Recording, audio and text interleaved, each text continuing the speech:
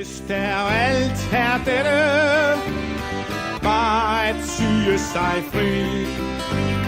Altid undgå at vælge, og aldrig tage parti. Jeg står her sammen med Mette og Sara fra SUF, og de er her i dag i anledningen af kvindernes internationale kampdag her den 8. marts. Og vi står her foran det gamle rådhus ved gågaden i Aabenraa. Og jeg spørger nu Mette, vil du sige lidt om, hvorfor I vil lave den her aktion? Altså, vi gør det jo, fordi det er kvindernes internationale kampdag, og fordi vi gerne vil sætte fokus på kvindernes vilkår, både her i Danmark og men også ude i verden. Fordi at der er stadig virkelig stor forskel, og problemet er, især her i Danmark og Vesten, der ser kvinderne egentlig ikke som et problem.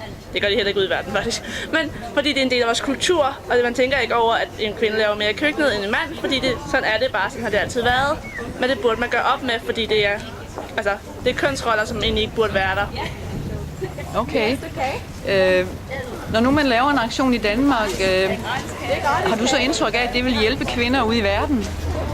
Det kan man jo håbe på, at man, fordi at vi er engageret, og man vil jo gerne have nogle flere at blive engageret i det. Så ved at lave en aktion og få folk til at se problemerne ved at give dem en brochure, hvor det står i, så kan man jo håbe på, at man vækker ligesom nogen op til at tage en kamp i gang. Men ja. Jamen, det er fint. Jeg siger tak. Tak. At samles har et fælles værd.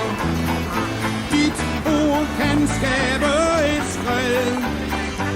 Hvis vi fortier, hvem vi er, trykker de os ned.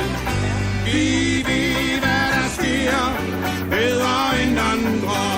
Ved, hvad det er, vi selv må forandre. Så lad os bryste og forme et spor, og vise, at handling er mere end ord.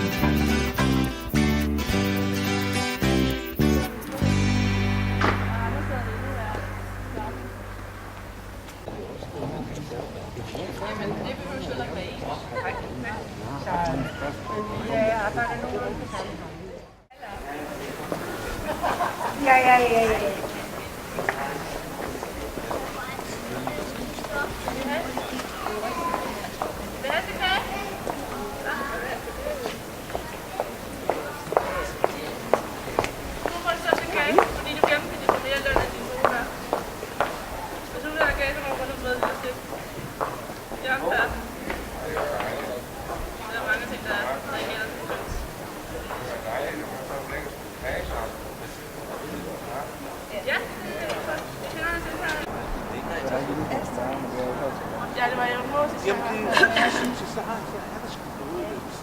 Ja, jeg står her med Enhedslistens byrådsmedlem Gert Nordklitgaard.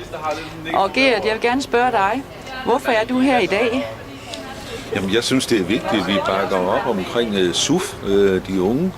Vi har brug for hinanden, og jeg synes, at vi har da virkelig også brug for her i Aabenraa at få gang i vores SUF-afdeling, således at nye tanker og nye idéer kommer de, så de kan sparke lidt til de gamle.